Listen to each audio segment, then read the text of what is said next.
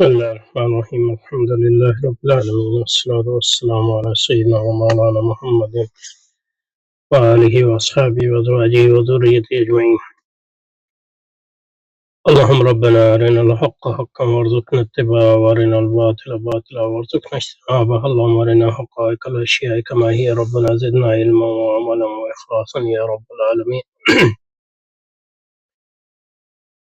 اللهم انصر أولياءك في غزة وفي لبنان وفي اليمن. اللهم انصرهم على عدوك وعدوهم إنك على كل شيء قدير. اللهم فرج عنا وعن إخواننا في غزة وفي فلسطين كلها وفي اليمن وفي لبنان وفي كل مكان. اللهم فرج عنا وعنهم. اللهم ثبت أقدامنا وأقدامهم ونفس كربنا وكربهم والطف بنا وبهم يا أرحم الراحمين. اللهم إنا نتوسل إليك بالشهداء غزة أن تقبل دعانا وتحقق رجانا وصل وسلم على سيدنا محمد وعلى آله وصحبه وأزواجه وذريته أجمعين برحمتك يا أرحم الراحمين. So we're continuing our reading of Reconstruction of Religious Thought in Islam, and we'll stop somewhere. Let's go back a little bit. Here it is, however, possible to make thought Allama Iqbal was giving a general reason for, in his opinion, the failure of the arguments for the existence of God. And he said, and the reason for their failure is that they look upon thought as an agency working on things from without.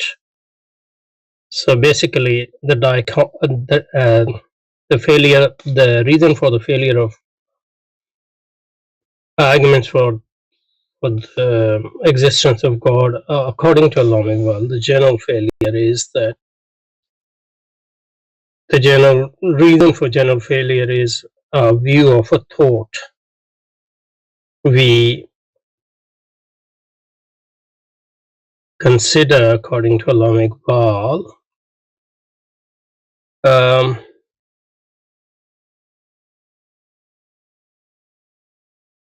and the reason for their failure,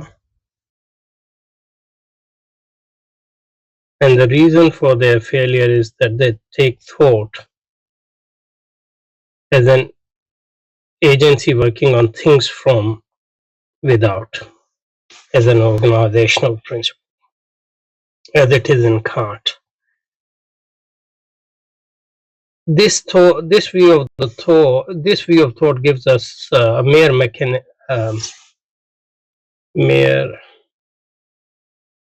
mechanician. In the one case, I don't know which case he's talking about, probably cosmological argument, and creates an unbridgeable gulf between the ideal and the real in the other.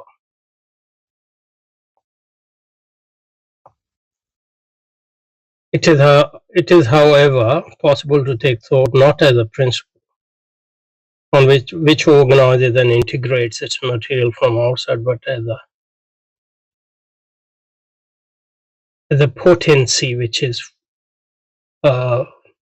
formative of the very being of the material, its material. So basically, thought is a potential whose actualization, or one stage of actualization, is the material world, the natural world.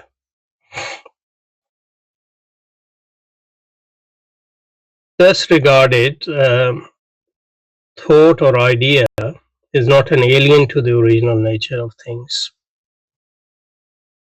It's their ultimate ground. And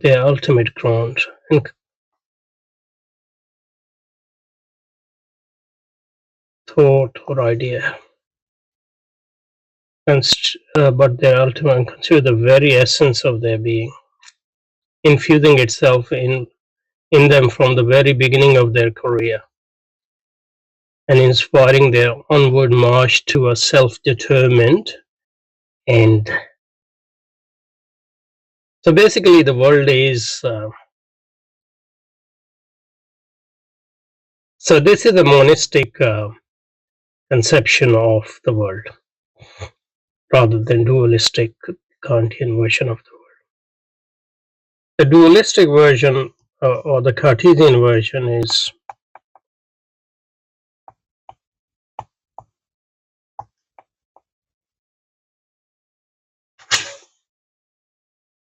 and Kant follow Descartes here, at least at the phenomenal level. So Descartes' version is dualistic in the sense that there are two substances.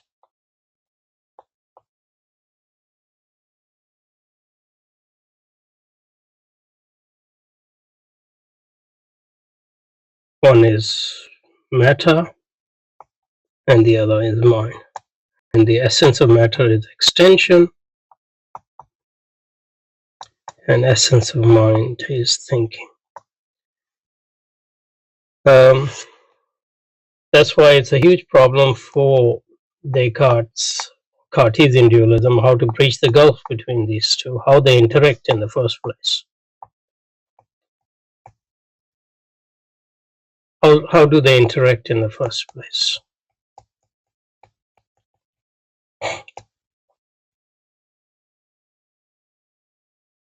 On the other hand, the monistic version, obviously monistic version, the one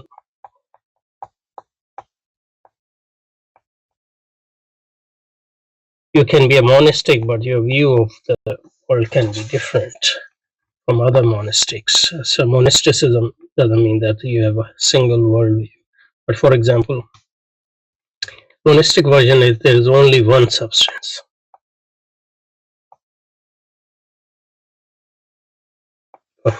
This is Spinoza's view.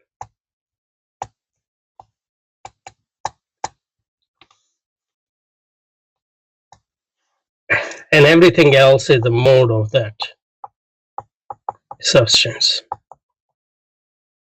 And that one substance, call it nature or whatever you call God. Hegel is a monastic. Hegel is a monastic. And the view Alam Iqbal is propounding here is a Hegelian view where thought is the essence or ground or idea for all being. So the world is monistic, but it is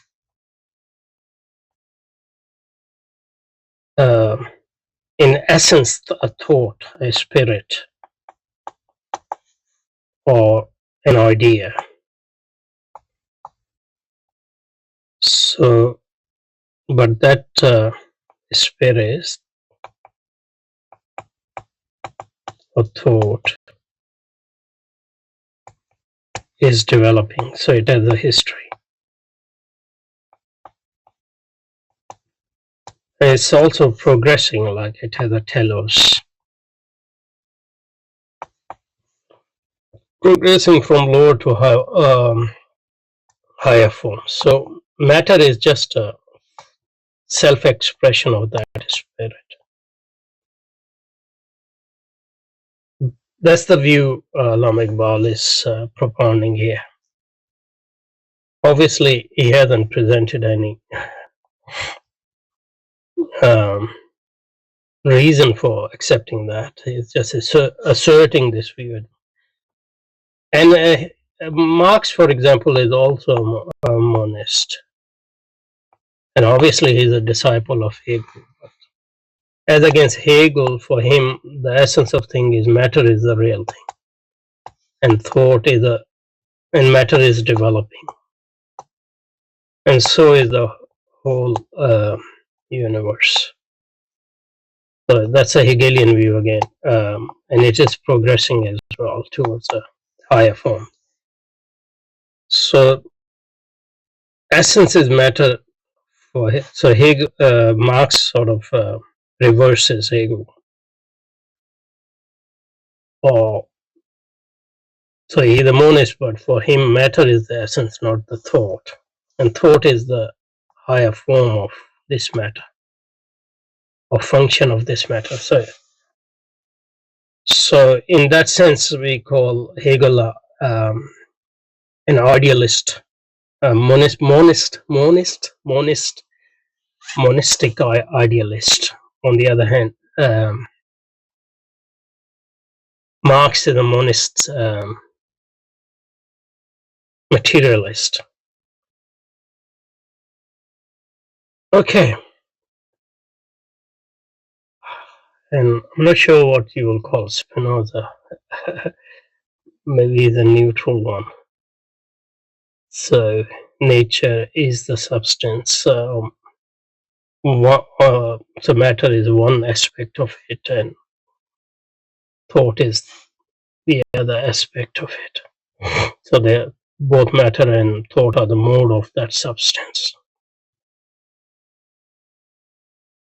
Okay. So that's regarded as thought as an essence of the material or matter or nature. Thus regarded, thought or idea is not alien to original nature, as it is in, for example, Descartes' nature of things. It is their ultimate ground and constitutes the very essence of their being. So there is no dichotomy then, infusing itself in them from the very beginning of their career, inspiring their onward march to a self-determined. And so thought is working through expressing itself in the form of matter or whatever, and it's going towards self-determined end, which is the end of, for Hegel, which is self-consciousness or ultimate self-realization of that spirit. But this is a historical process. So the thought at the present moment, or the present situation, today's situation, necessitates the dualism of thought and being. Why? Because at this juncture in the self-development of human spirit, or the Geist, or the spirit or thought, our self-consciousness is such that we see matter and thought as two separate things. So every act of human knowledge at this bifurcates what might on proper inquiry turn into a unity, into a self that knows, and confronting other that is known. That's why we are forced to regard the object and that confronts. That's why we are forced to regard the object that confronts the self as something existing in its own right, external to and independent of self. For the acts of knowledge makes no difference to the object known.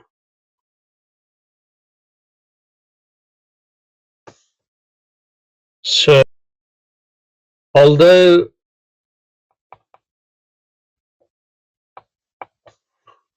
thought is the essence of things,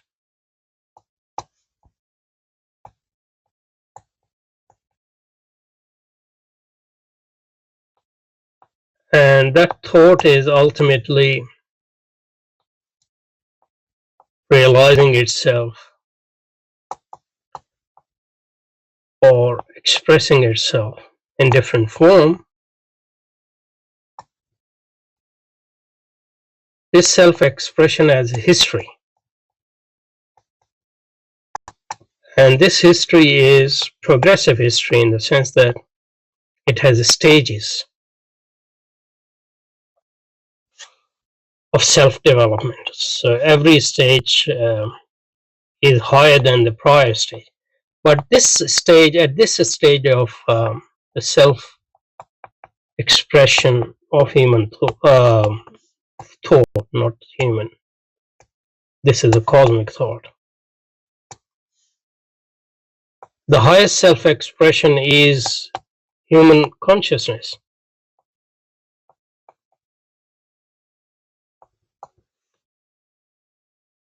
But human consciousness at this stage is such that it sees the object it knows,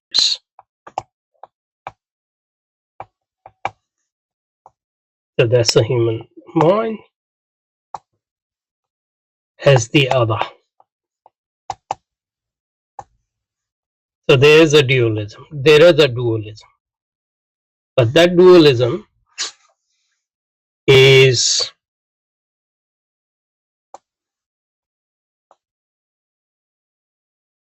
our current perspective,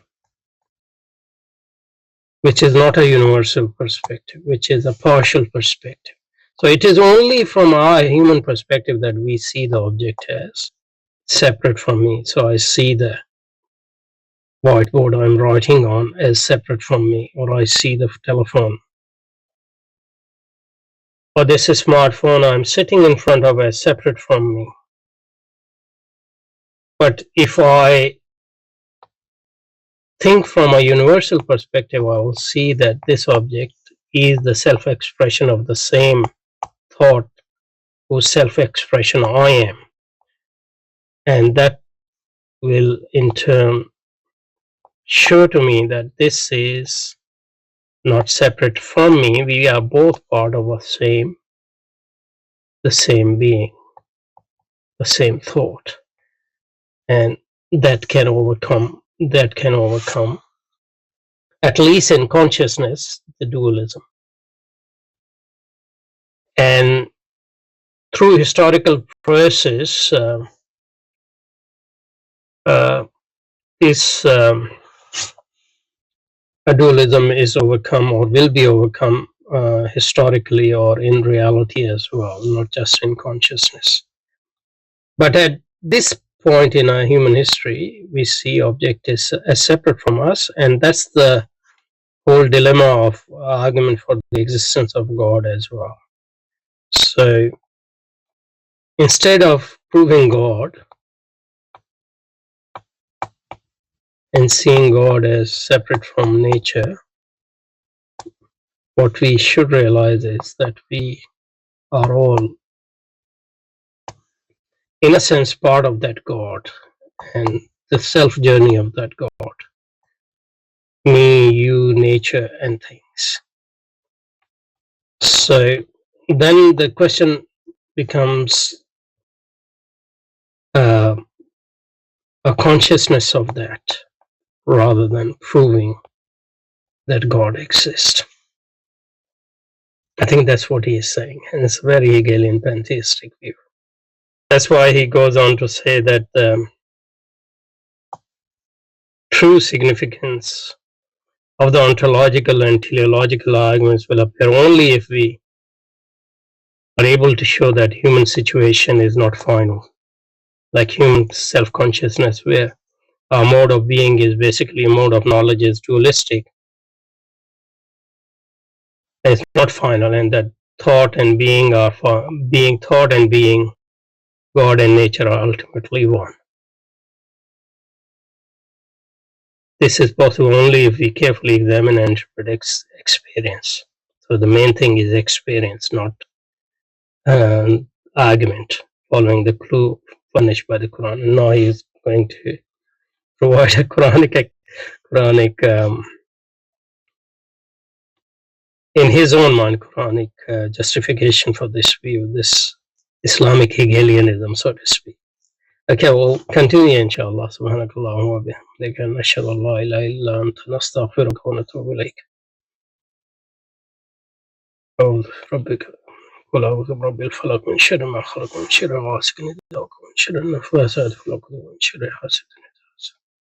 قل أعوذ برب الناس ملك الناس إله الناس من شر الوسواس الخناس الذي يوسوس في صدور الناس من الجن. اللهم أرنا الحق حقا وارزقنا اتباعه وارنا الباطل باطلا وصل وسلم على سيدنا ومولانا محمد وآله وصحبه أجمعين برحمتك يا